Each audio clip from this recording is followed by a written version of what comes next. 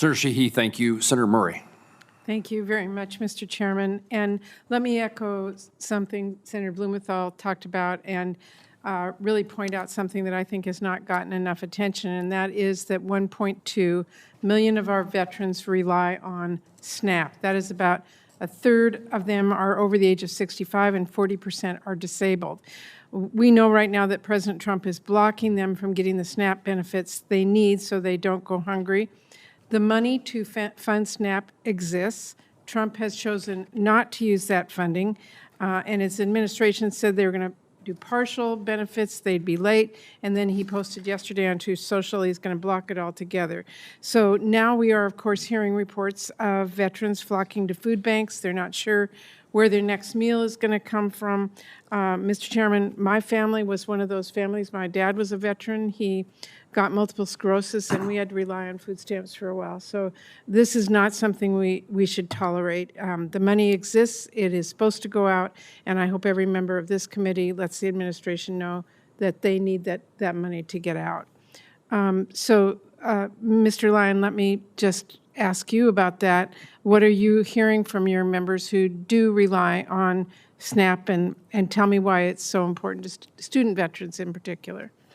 Senator Murray, thank you so much for the question and your ongoing support for our community. At Student Veterans of America, we leverage a lot of research.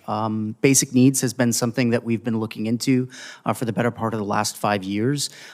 Food and housing insecurity are remaining challenges for veterans in higher education. To leverage a Yale example, there was a young naval aviator who got out of the military after World War II, attended Yale as an undergraduate, was a baseball player, got married and had 2 kids while he was at Yale, all having the GI Bill fund all of that. That was George H.W. Bush. That notwithstanding, the GI Bill is not like that anymore.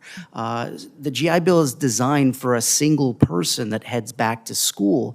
And when you look at the modern student veteran, over half are married or in a committed relationship with children when they head back to school. Another 20% of us are single parents while we're back in school. And over 75% of us are working full-time while we are in school, just trying to make ends meet.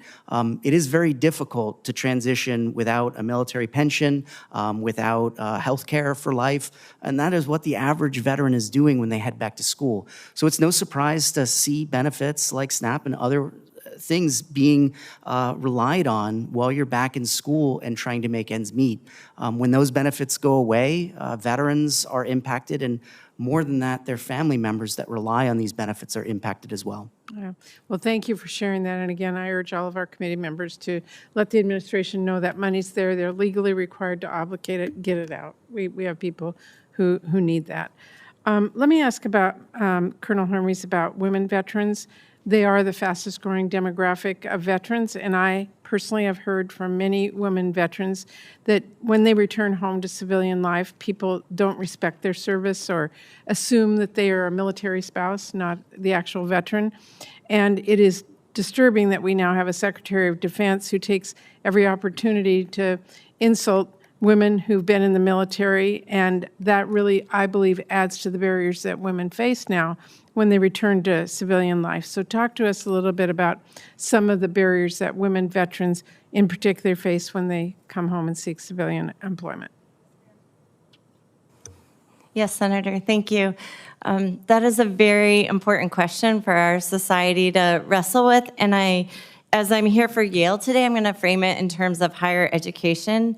In our group of enlisted student veterans, which my testimony focused on because that's our most vulnerable group, we have a very small number of women, and I'm going to even say parents or families, because it is very difficult, just like Mr. Lyon mentioned, to support a family while you're going to college. The GI Bill benefits, the benefits that federal benefits that we're able to give even institutionally can't support some families as they leave the military. So that's a huge challenge, and I think that's something that our society needs to keep wrestling with, and we could talk to the VA about programs that could support that in the future nationwide, not just at one school or another. Thank you very much. I have run out of time, but this is something I'm very concerned about. When we hear discussions about DEI and then it impacts women who we need in our military, and not just then, but when they come home and they are a veteran, they actually don't want to identify as a veteran or don't see themselves as a veteran, and they then don't get the services and benefits that they've earned. Thank you, Mr. Chairman. Thank you, sir.